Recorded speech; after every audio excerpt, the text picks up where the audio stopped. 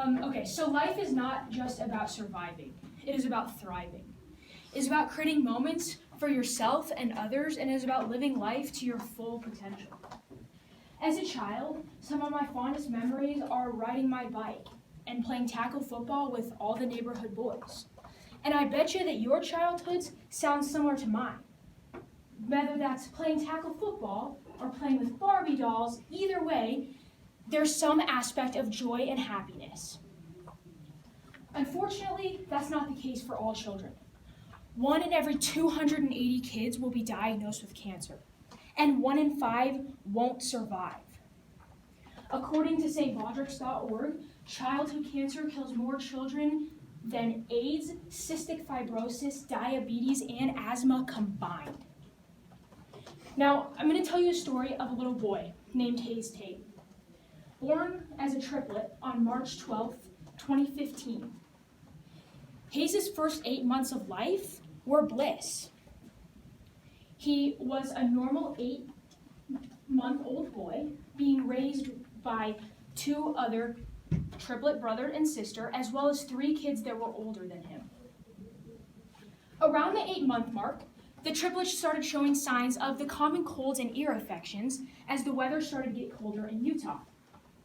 So his parents, Steve and Savannah Tate, took him into the pediatrician's office, and they diagnosed him with the common cold, gave him antibiotics, and they were on the way. While Hayes' triplet brother and sister, Heath and Reese, began improving, Hayes did not improve. In fact, he declined. He lost the ability to sit up and even hold his head up. While Heath and Reese began exploring the world of their carpet flooring and toys by crawling, Hayes was up to 3 to 4 naps a day. So with concerns, Steve and Savannah took Hayes back into the pediatrician. And the pediatrician told him he's taking longer to recover, stop Googling. So off they went. About a month later, when Hayes turned about 9 months, they noticed that his symptoms were not improving, so they took Hayes to Primary Children's Hospital ER and demanded for an MRI. Before Hayes went back for that MRI, he vomited for the first time. And at that moment, Steve, Savannah, and even baby Hayes knew that their lives were about to change. Hayes came back from his MRI, and what Steve and Savannah saw on that screen is an image no parent should see for anyone, let alone their child. It did not take a medical professional to determine that there was something very wrong with this baby boy. What Steve and Savannah saw was a mass that took up 1/3 the size of Hayes' brain. It was the size of a lemon in a 9-month-old baby's brain. Now, Jack, do you think that you could fit that lemon in your brain? No. And how old are you? 17. So, as a 17-year-old, you could not fit that in your brain.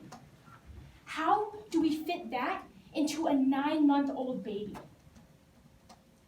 Hayes would then be diagnosed with choroid plexus carcinoma. And the next 11 months of his life were not what any child deserves.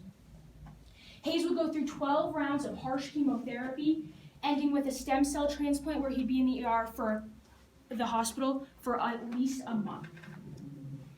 Hayes was deemed remission. There was no evidence of disease and he was cancer-free. Unfortunately, about 2 weeks later, Hayes passed away from a relapse on December 3rd, 2016. Now, I wish I could stand up here and tell you that Hayes' story and Hayes' family's story is rare. But unfortunately, I cannot. And this problem stems greater than just cancer. Did you know that the government gives 96% of their funding to adult cancer, leaving children with just 4%? I want you to think about that dollar you have in your back pocket right now.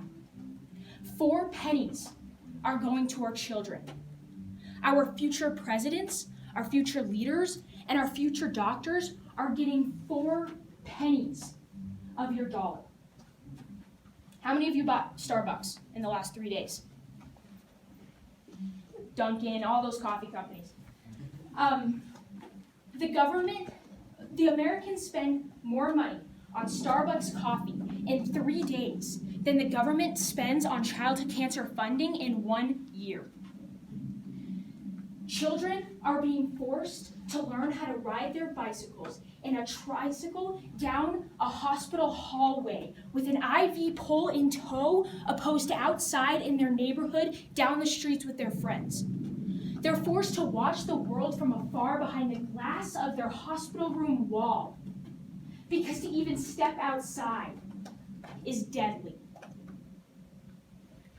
Now I ask you, what can you do today to make a difference? We need more funding. Childhood cancer needs a cure because 4% is not enough. Childhood cancer gets 4% funding because it is deemed rare. 11,800 kids will be diagnosed with cancer in the United States alone just this year. Childhood cancer is not rare. Hayes was given an unfair chance at life because the government cannot allocate enough funds to save our children, to save our next generation. So I ask you, what can you do? We need to step up and make a difference today. Because unfortunately, you could have a similar story of that of Steve and Savannah Tate, who are now grieving over their 20-month-old son because he wasn't given a proper chance at life, all because of funding, all because we couldn't fund a cure. Our children deserve more than 4.